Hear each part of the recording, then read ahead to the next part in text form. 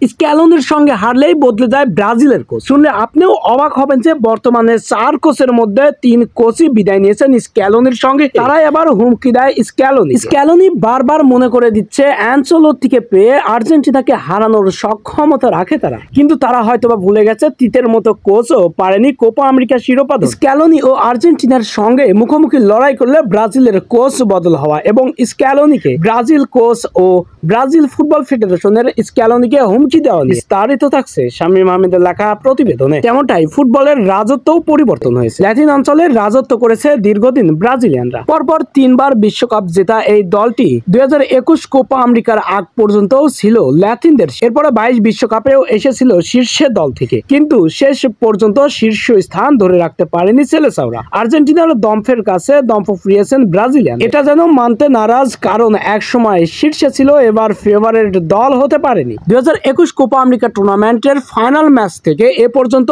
3টি ম্যাচ খেলেছেন ব্রাজিল আর্জেন্টিনার মুখোমুখি লড়াই দেখেছেন ফুটবল বিশ্ব। সেখানে একটিতেও জয়ের দেখা পায়নি ব্রাজিলিয়ানরা। অপরদিকে আর্জেন্টিনার সঙ্গে হারার সাথে সাথেই কোচের বদলি হওয়ারও ঘোষণা চলে আসে। অন্যদিকে আর্জেন্টিনার সফলতার উপরে সফলতা। 2021 কোপা আমেরিকা ব্রাজিলকে হারিয়ে, 2022 বিশ্বকাপ ফ্রান্সকে হারিয়ে এবং 2024 কোপা আমেরিকা টুর্নামেন্টও জিতলো। সেই টুর্নামেন্টে ব্রাজিল খেলো নাগানি চুবানি। অপরদিকে ব্রাজিলিয়ানদের সঙ্গে কিছুদিন আগেই খেলেছেন একটি ম্যাচ, সেই ম্যাচেও হারিয়েছেন 4-1 গোলের ব্যবধানে ব্রাজিলিয়ানদের। এরপরে কোচ বদল হয়েছেন এবং অ্যানচেলোত্তি রিয়াল মাদ্রিদের মাস্টারমাইন্ডকে দলে ফেরাতে মরিয়া হয়ে পড়েছিল, কিন্তু শেষ মুহূর্ত পর্যন্ত সফলতার দেখা পেয়েছে ব্রাজিলিয়ানরা। তাদের চেষ্টা সফল হওয়ার পরেই আর্জেন্টিনাকে খোঁচা দিচ্ছে এবং হুমকি দিচ্ছেন স্ক্যালোনিকে। কিন্তু এই স্ক্যালোনির ঠান্ডা মাথার পরিকল্পনাতেই বদলে গেছে ব্রাজিলিয়ানদের তিনটি কোচ। এবার আর্জেন্টিনার মাস্টারমাইন্ডের টার্গেট কোচ অ্যানচেলোত্তি। বিশ্বসেরা এই কোচের টার্গেটে এবার বিশ্বসেরা কোচই পড়লেন। অ্যানচেলোত্তির চাকরি বাঁচবে 2026 সাল বিশ্বকাপ পর্যন্ত, কারণ বিশ্বকাপ